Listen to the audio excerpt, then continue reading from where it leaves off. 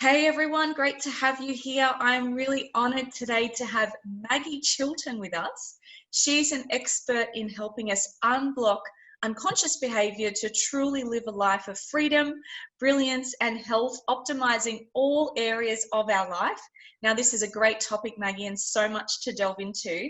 Today, I would love for us to focus on how our subconscious actually affects our health and our behaviors, and how we can break the cycle of old patterns that may be holding us back from that better energy, ability to keep up with busy life, and health and overall happiness.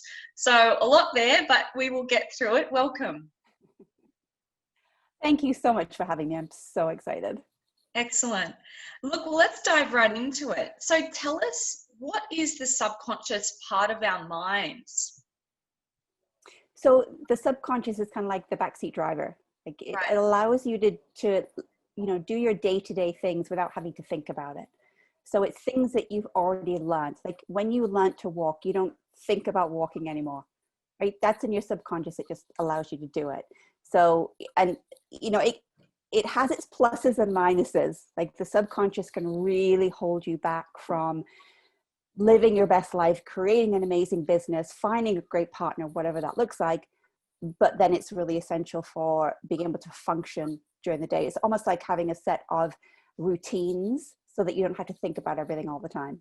Sure. So it's driving us, as you've said before. Tell us then, what is it? So it's responsible for obviously body movements, the way our body functions, and what about behaviors and things beyond that, and how we interact in daily life? Is that from the subconscious as well?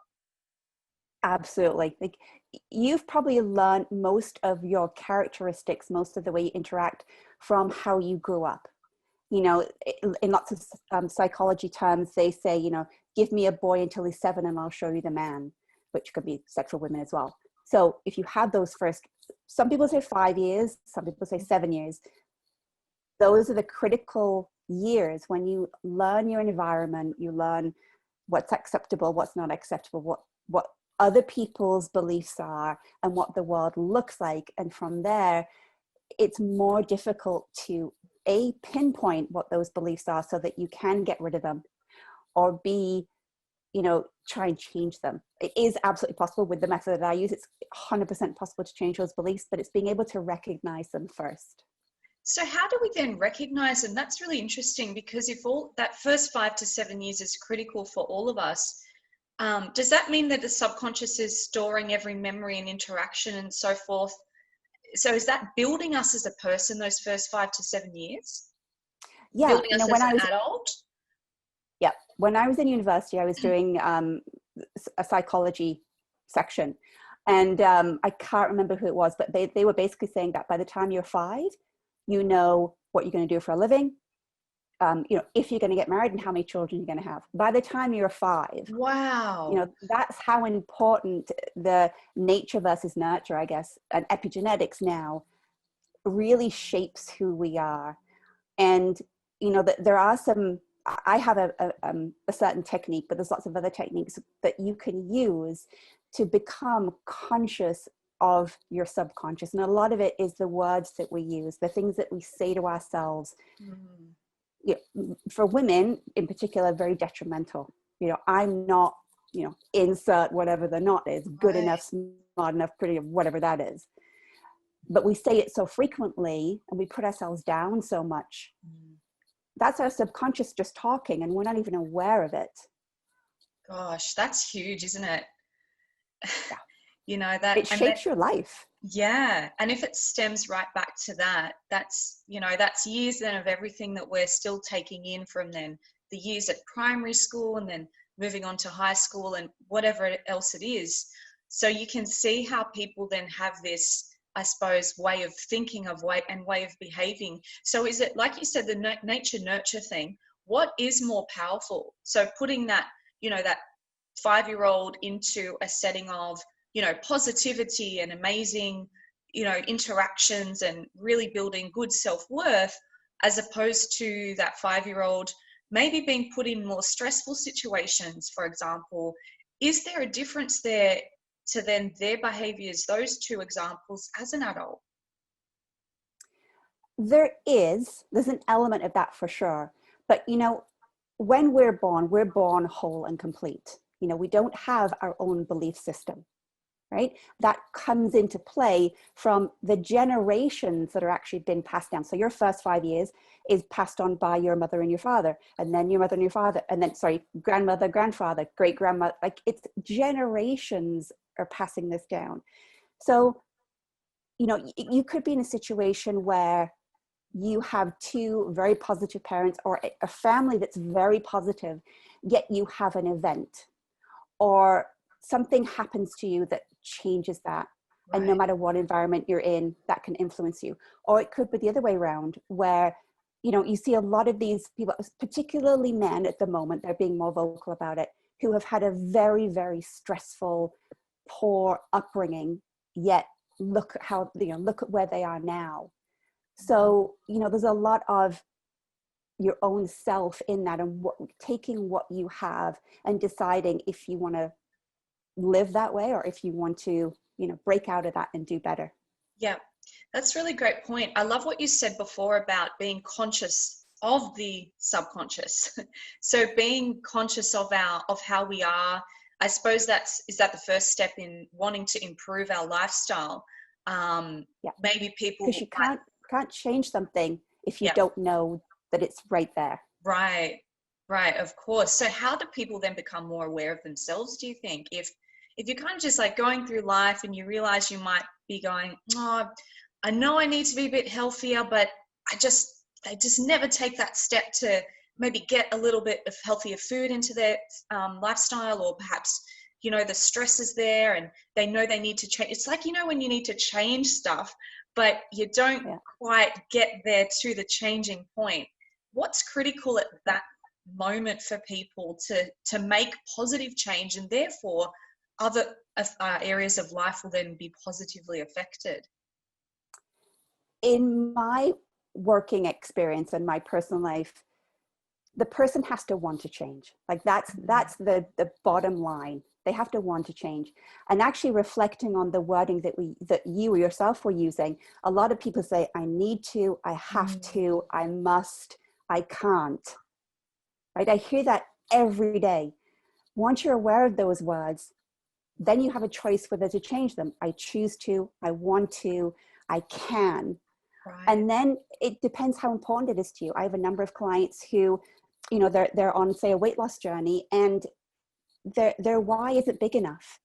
They actually don't want to become this other person because the person that they are is very comfortable. They might not like it, but it's very comfortable, and they have this story going on so that people know what that story is, and they identify with that story. So moving on is very scary because they don't know what's over there. Yet, you have people, my story, for one, mine was a gradual progression. So, I was in a bad relationship the relationship was bad for 12 years, and then I decided to end it and we separated. But that was a long progression. It probably took a year or two sort of figuring out, is it me? It's got to be my hormones. There's something wrong with me. And then I went to an event and I was like, okay, it's not me. So what is it? And then looking at so it's a gradual progression. And you find a lot of people going into the self-development route, right? They'll read the self-development books, they'll listen to the tapes, they'll go to events, they'll go to Tony Robbins events or those kind of things. And, I myself 2 years ago went to a Joe Dispenza event. And for me, it was a progression. I think that's the same for a lot of people. They don't sort of go from 0 to 100. Sure. Unless they've had a massive life awakening. It tends to be a progression because it's more comfortable. Because if you go from here to 100, most people be like, I don't like change, I'm not doing that. And they go the other way. Right. Especially if they're using words like, I can't, I should, I must. Whereas the progression is it just feels more comfortable. Even though it's uncomfortable, it feels more comfortable. And then then one day you sort of like, okay, I get it now. Yeah. Yes, this is what I want. Or maybe, no, I've gone as far as I want to go on this journey, and I'm quite happy where I am, and I'm going to stay here. Sure. That's such a great point. I think people sometimes do want to go from here to up there really fast, and that's where where the comfort zone is becoming, well, uncomfortable. You're becoming very uncomfortable, expanding out of your bubble.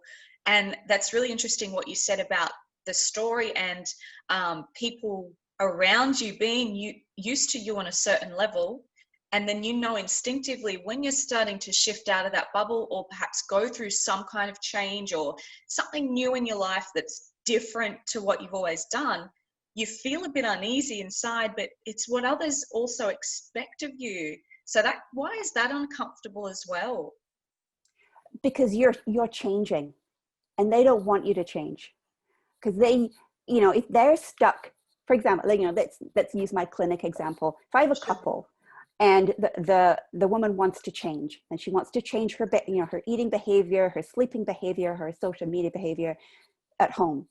If her partner is not on the same wavelength, and he's quite happy, you know, finishing work, sitting down on the sofa, having snacks, doing whatever it is, if he's not on the same page as her, it's going to be very difficult for her to say, you know what, I'm doing this, you do what you're doing. Because then you're adding massive stress to that relationship. Because then she sort of has to feel like she's justifying what she's doing, because she's improving and she's getting healthier and she's changing. He's staying the same. That can be really, really uncomfortable for a lot of people, because, you know, maybe they're envious, or maybe they just don't want you to change. They like you where they are because they understand you, you're predictable. Yeah. And when you change, you're not those things anymore. So people have a fear also of, well, if she changes or if he changes, does that mean they won't love me anymore? Right. So that's a big stressor in a lot of relationships, or can be.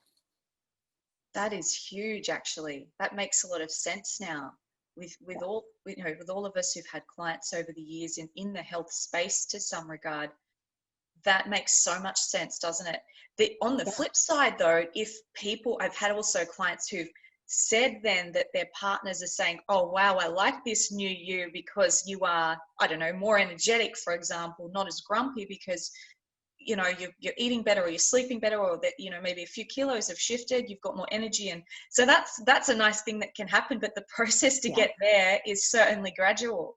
And you're right, it has to be accepted by people in your close circle, right? Because, you know, a majority of people need that support. You know, clients come to see me because they want support, but they also want somebody that they're accountable to. Sure. Right? They like ticking off the boxes, and they like saying, okay, let's do another week, you know, and seeing their progress. Right. You know, it gives them that fuel to carry on. And if you have a partner, or, you know, even in your circle of friends, if they're like cheering you on and saying wonderful things, that's going to want you to do better, show up better, perform better, whatever that looks like. It feels good. Yeah, absolutely. We just want to feel good and have a few cheerleaders beside us with anything that we're pursuing. Tell us then, what's the relationship between, so talking about the subconscious, but we've also got to tap into the head, the heart, and the gut. Now, you're a holistic health coach. So what's the relationship here between those three? Because often we hear, you know, you've got to listen to your head or you listen to your heart. But then again, your gut is like the instinct of things to do in life. So what's the correlation between those three? Well, I think I'm in a unique position. You're right. You know, I'm trained as a holistic nutritionist, but I'm also trained as a transformologist.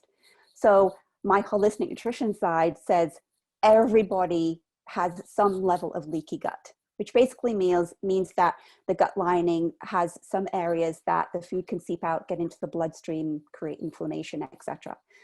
And that's just through the stress that we have, the food that we eat, you know, that kind of thing, the environment. But then, you know, you also have to look at what's going on in the head, what's going on in the conscious and the subconscious, and the memories that you have. But what's also going on in the heart, like what drives you, what fuels you, what lights you up. And if you have all three in line, I mean, that's a powerhouse right there. You know, if you were to start with one thing, if you sort of thinking, okay, that's really interesting, what do I start with first? Personally, like, just because of my roots, I would start with the gut health. Sure. But I would do that in combination with, okay, what is my subconscious telling me? Because a lot of my clients, again, in the clinic anyway, some of them find it very difficult to change their diet because of what's going on in their subconscious. Oh, I right. can't do it. I've done this 100 times before. It's never worked. It always comes back. So they self-sabotage. And so they're sort of on this vicious cycle of getting healthy, healing the gut, and then something happens. An event happens, somebody says something, it's someone's birthday, something like that. And then they sort of sometimes go back to square one. Sure. So that's why working on the subconscious is just as important as working on the heart and the gut. Because if you have a subconscious that then says to you, absolutely, you can do this, it's not coming back, you're going to be successful. That's almost, in fact, I would almost retract that and say that's the first thing that you need to change. Because if Sure. you change the fact that I can do it, I want to do it, Yes. this is amazing, everything else will fall into place. That's so fascinating, because I'm thinking the same as you, that if you can establish the physical health, right, the gut, that's such an important part, and it does affect how you feel and how you think. I know there's studies on that. But if the self-talk is still really bad, or if that sounds really powerful, what you said, actually more like an empowerment thing, where if you can go into any situation and go, doesn't matter what they say or their opinion, or that I've gone down this path before, I will be successful this time. That to me is so powerful. So how can we access that? What's a couple of things we can do to start unblocking or changing the dialogue up here then for that kind of empowerment? Well, there's something called, it's to do with the sort of red letters or the red words that you use. And by that, I mean words that stop you, that prevent you from moving forward. And if people want to contact me, I can send them that to do. Like it would just take, it usually do sort of for a week before, like when you wake up, you just write unedited, just write everything down as soon as you wake up, because that's when your mind is usually racing. You're writing it down, and then later on in the day, you're going back and you're changing words and you're looking at what you wrote. So I could definitely provide that for people. Right. So it's things like that, that's sort of opening the door, just a little crack, so that you can become more aware. And then once you are more aware, then most people sort of think, what else can I do? And it's sort of like, as I said before, it's kind of a progression. Yeah. But, I had a client recently who, she's in a job that everything has to be done by the letter, right? It has to be perfect. And we'd worked for about a year on her weight loss journey, and we'd make some progress and then we'd fall back, and then we'd make some progress and fall back. And I knew that the program that she was on was not getting to the root cause. She didn't have an issue with food. It was the issues with herself. Right. It was this head talk that kept going on, that again, like I said before, that she thought that she's done this 100 times. It's not going to work. It's going to come back. I should know better. I'm a smart, intelligent woman. I should know better. So until we got rid of those, she was always going to do that back and forth, because she couldn't get past these limiting beliefs that she had. As soon as she got past them, she's like, okay, yeah, this has changed and that's changed and I'm changing all that. And it's like, wow. Gosh. If we'd done this a year ago, we would have been so much further on, but we didn't know it at that point. Sure. That's such a big thing with a lot of people that I speak to as well. There's a lot of information out there. It's not like health information is hard to access these days, but good, credible information is important. But then actually looking at the different aspects, to do with, I think that's so important. So you're saying write freely for a few minutes in the morning when you get up? Is that how we start to access what's really going on up here? And so are you saying, like, what are you kind of waking up thinking about and write it down, or are you just writing down the actual self-talk that you have? Like, how can you just break that down a bit more? Well, I'll give you an example. So let's say you wake up and you say, I have to wake up. Okay, I've got to wake up and I have to make breakfast for the kids. Yeah. Seems like a reasonable thing to say. But what about if you said, I wake up and I get to make breakfast for the kids. Right. It's like you're empowered. This is something that you enjoy doing, that you want Sure. to do, not something that you have to do. So, Yeah. we don't always think about what we're saying and how we're saying it. Yet when we hear it from other people, we can hear it. And we're like, oh, that didn't sound very good. That sounded a bit harsh. Yet when it comes from ourselves, there's sort of that disconnect. There was something I was reading recently which really hit home. When you're being reactive, like you're using reactive words like I should, I must, those kind of words, you're putting the responsibility onto somebody else. It's not my responsibility. I have to do that. Whereas if you're using proactive words, such as I will, I want to, I choose, those are actually, you're taking responsibility. I choose to do that. I want to do that. Yeah, language is very, very powerful. Gosh, that's huge, isn't it? So by saying, oh, I have to get up and exercise or something like that, how does it make you feel? It feels like a drag, doesn't it? It feels like a chore. Yeah. I have to get up and feed the family or whatever it is. I have to get up and do the washing. Oh, like everything becomes heavy and so monotonous in a way. Yep. Maybe that's you've just solved the battle of our energy. I think it feels shifting. So oppressive. Yeah. Right? It feels like, oh, I don't want to, but I have to. It's like you have to go to school. Like you feel like you're still at school and you have to be accountable to everyone else in the world. Oh, like, yeah, it's just, even the way I'm saying it, my body language is sinking as I'm saying it like a 5-year-old. Like yesterday, Lincoln's like, Mom, I want an ice cream. And the body goes like, but I want, that's how I feel like I'm saying it. Oh my gosh. But then you could say, but you get to go to school. Yeah. You have the privilege of, even if it's not the schoolwork per se, you get to meet other people, you get to interact, you get to be influenced by whoever it is. You get to then choose what you want to do with the rest of your life. And if we said that to our children a bit more often, they might be more like, wow, yeah, rather than, oh, I gotta go to school. It's like, and then we're sort of like, yeah, you do, rather than, that's right. You know what? This is a great time. You can make all the mistakes you want. This is learning. Oh, it's so fun. Totally different. So different. And as adults, we can do that with all of these things that we find to be a chore or a drag. Oh, I should eat better.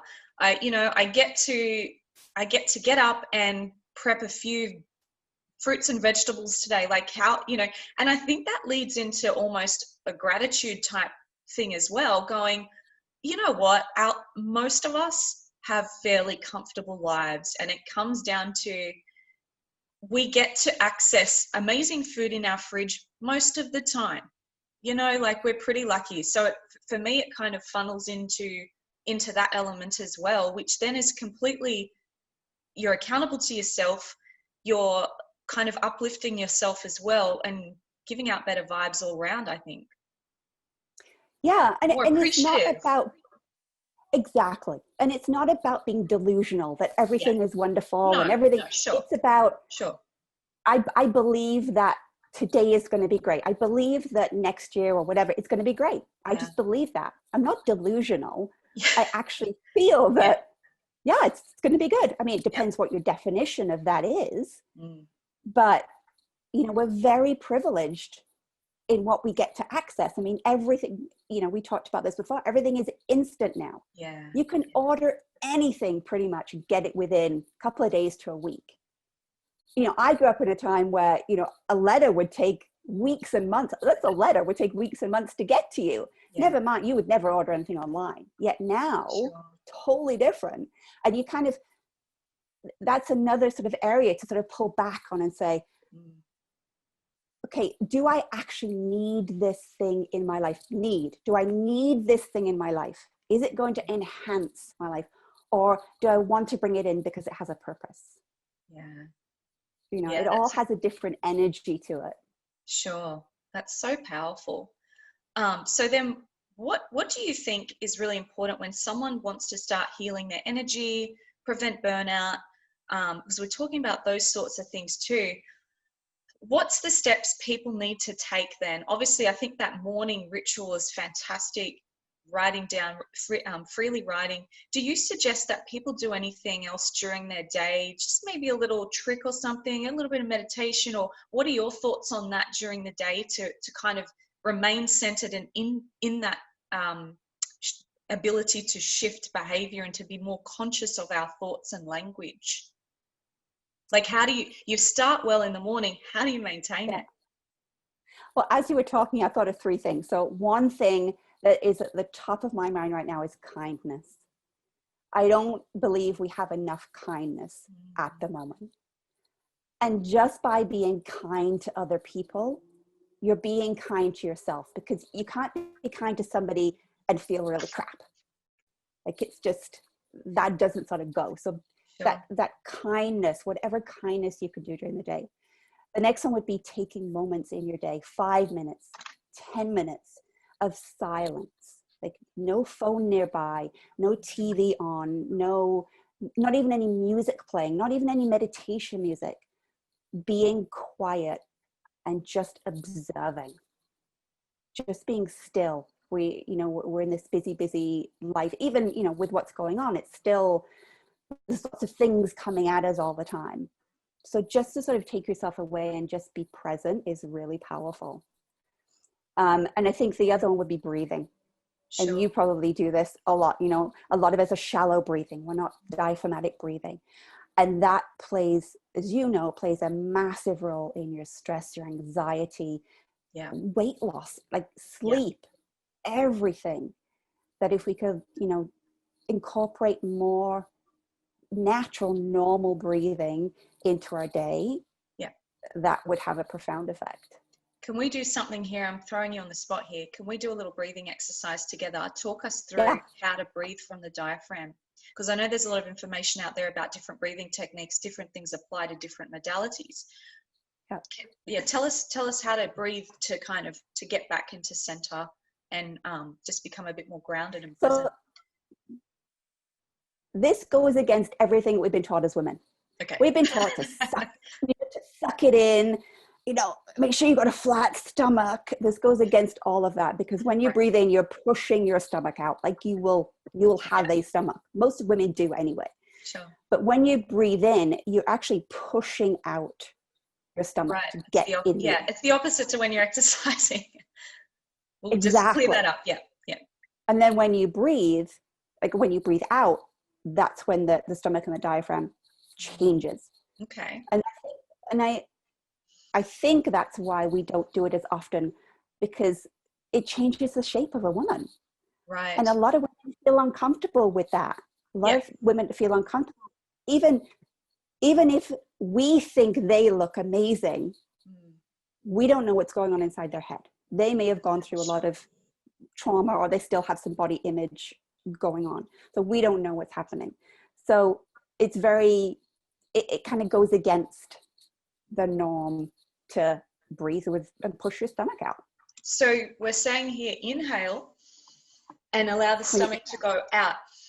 Exactly. And then exhale, pull the tummy back in. And then you're pulling it back in. Right. Yeah.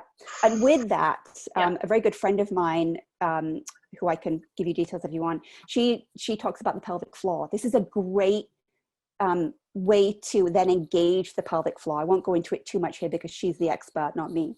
But when you're pushing out, you're actually pulling up the pelvic floor, not pulling, but gently moving the pelvic floor up. And then when you're breathing out, and it's, again, that is something that is not talked about. Sure. The pelvic floor is not talked about. And as women, I think we need to have more conversations to do with our mental health, our physical health, our emotional health. Yeah. That's what I would like to see, which is why I'm so glad that you're doing this summit. Yeah, absolutely. Oh, look, this is fantastic. I agree. And then for males as well, like it's been a crazy year for everyone in different ways. Yeah.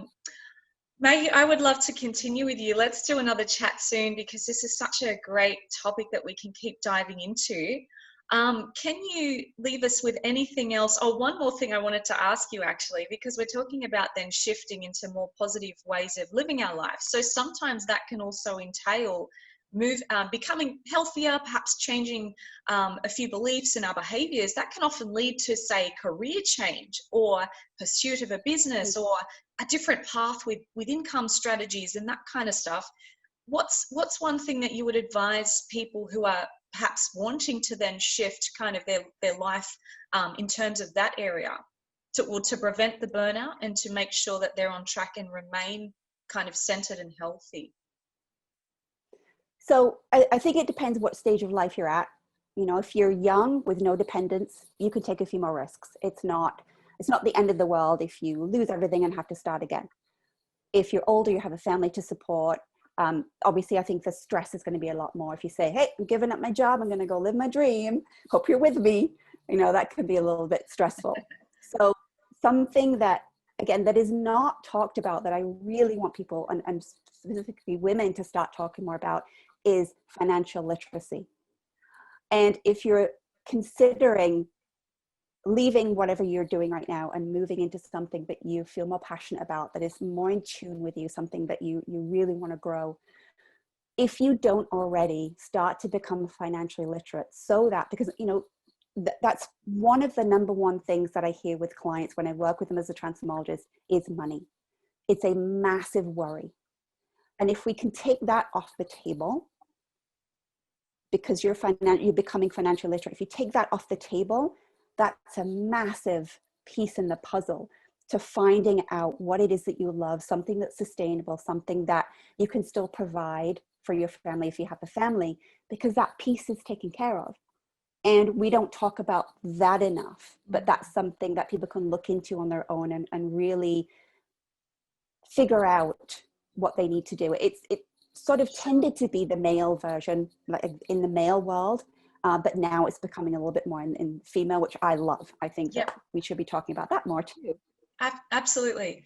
A lot of different aspects here. Thank you so much. That's really great advice. I love this. I hope you guys have really loved hearing from Maggie as well. You can always connect with her at maggiechilton.com. We'll put up the link for you at the end of this. Thank you again, Maggie. Let's talk again soon. And thanks everyone for joining us today.